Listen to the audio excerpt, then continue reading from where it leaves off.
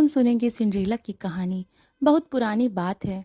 कहीं दूर देश में सिंड्रेला नाम की सुंदर लड़की रहती थी। सुंदर होने के साथ साथ सिंड्रेला बहुत समझदार और दयालु भी थी।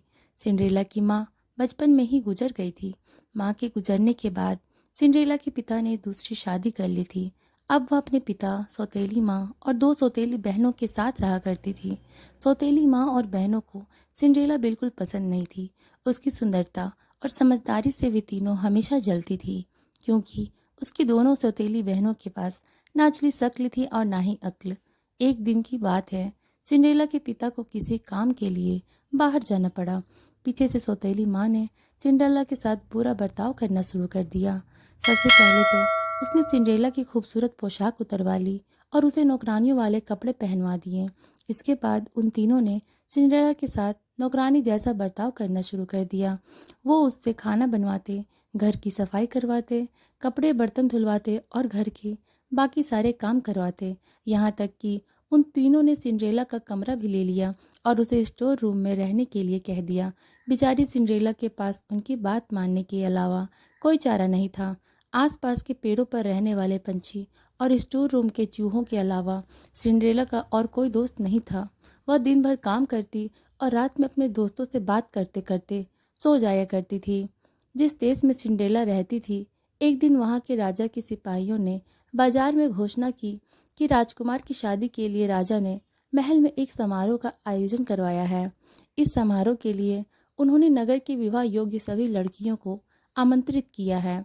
सिंड्रेला की बहनों ने जैसे यह घोषणा सुनी, वे दोनों दौड़ती हुई अपनी माँ के पास पहुंची और उन्हें सारी बात बताई।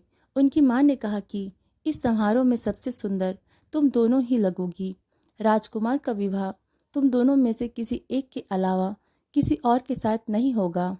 इस बात को सिंड्रेला ने भी सुना और उसके मन में भी समारोह में जाने की इच्छा हुई, लेकिन इस बारे में अपनी सौतेली माँ से बात करने में उसे बहुत डर लग रहा था। उसकी सौतेली माँ और बहनें समारोह में जाने की तैयारी करने लगी। उन्होंने नए कपड़े सिलवा लिए और नए जूते भी खरीद लिए। वो दोनों हर रोज इस बात का अभ्यास करती थी कि जब वो राजकुमार से मिलेंगी तो क्या बात करेंगी और कैसे बात करेंगी। आखिरकार समारोह का दिन आ ही गया। दोनों बहनें समारोह में जाने के लिए बहुत उत्साहित थीं। उन दोनों ने सुबह से ही समारोह में जाने की तैयारी शुरू कर दी थी। सिंड्रेला ने भी अपनी दोनों बहनों की मदद की। अपनी बहनों को पूरी तरह तैयार करने के बाद सिंड्रेला ने बहुत हिम्मत जुटाई और अपनी सौतेली माँ से पूछा कि माँ, अब मैं भी विवाह योग्य हो गई हूँ, क्या मैं भी समारोह में जा सकती हूँ? यह सुनकर वे तीनों जोर जोर से हंसने लगी और कहा, राजकुमार को अपने लिए पत्नी चाहिए, नौकरानी नहीं।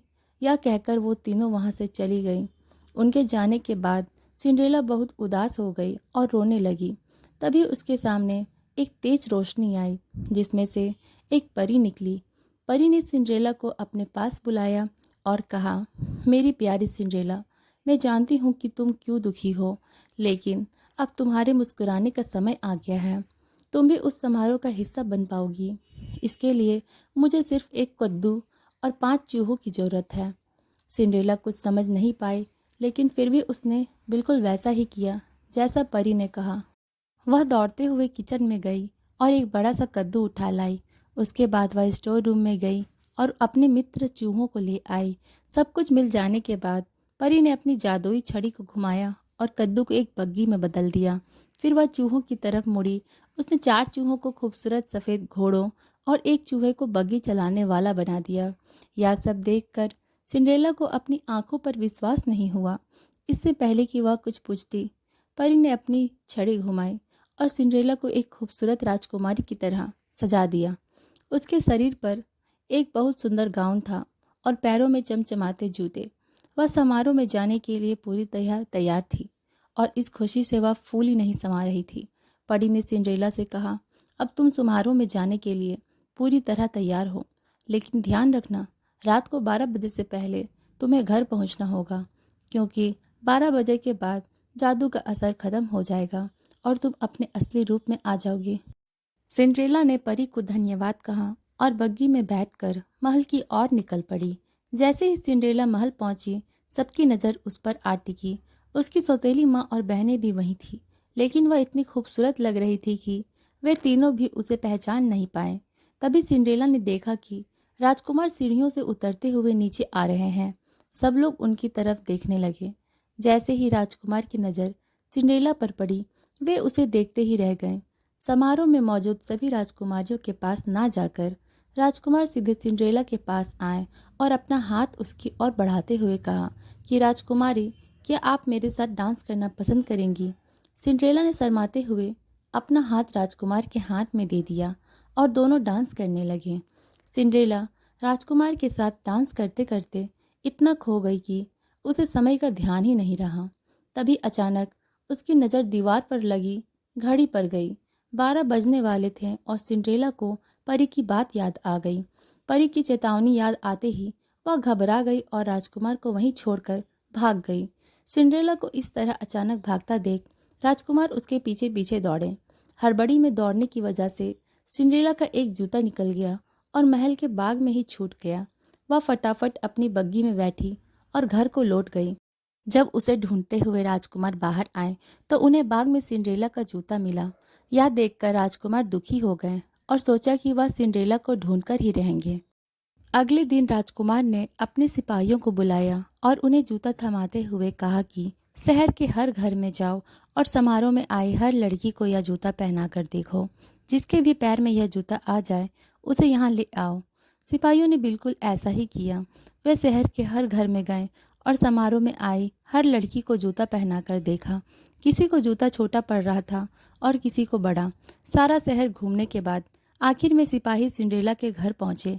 जैसे ही सिंड्रेला ने सिपाहियों को देखा तो वह समझ गई कि ये राजकुमार के कहने पर आए हैं और वह खुशी से दरवाजे की तरफ दौड़ी। उसी समय उसकी सौतेली माँ ने उसका रास्ता रोक लिया। सौतेली माँ ने सिंड्रेला से पूछा, तुम कहाँ चली? सिपाही उस लड़की के लिए आए हैं जो कल रात समारोह में थी। तुम तो कल आई ही नहीं थी, तो तुम नीचे जाकर क्या करोगी? ऐसा कहकर उन्होंने सिंड्रेला को स्टोर रूम में बंद कर दिया और चाबी अपने जेब में रख ली। जब सिपाही जूता लेकर घर में आए तो उसकी दोनों बहनों ने उस जूते को पहनने की कोशिश की, लेकिन वो दोनों नाकाम रहीं। वहीं निराश होकर सिंड्रेला रोने लगी। उसे रोता देख उसके चूहे मित्र को एक उपाय सूझा। दरवाजे के नीचे से निकलकर वह दौड़ते हुए नीचे गया और चुपके से सौतेली माँ की जेब से चाबी निकाल लाया और सिंड्रेला को दे दी। चाबी मिलते ही सिंड्रेला ने दरवाज़ा खोला और दौड़ती हुई नीचे गई। सिपाही महल की ओर लौट ही रहे थे कि तभी उन्हें सिंड्रेला की आवाज़ आई, मुझे भी जूता पहन कर देखना है। यह सुनकर सौतेली माँ और बहनें हंसने लगी, लेकिन सिपाही ने सिंड्रेला को भी जूता पहनने का मौका दिया। जैसे ही उसने पैर जूते में डाला, वह आसानी से उसके पैर में आ गया। यह देखकर सभी चौंक गए और सिपाही ने सिंड्रेला से पूछा, क्या यह जूता आपका है? इस पर सिंड्रेला ने हाँ में अपना सिर हिलाया। सिपाही सिंड्रेला को बग्गी में बिठाकर महल ले गए, जहाँ उसे देखकर राजकुमार बहुत खुश हुए।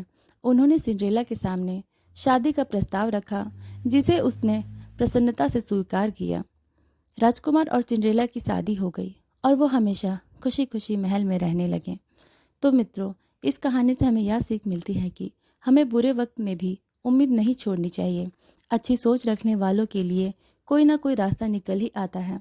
तो आज की कहानी यही समाप्त होती है। ऐसी और भी रोमांचक कहानियाँ सुनने के लिए सब्सक्राइब करें।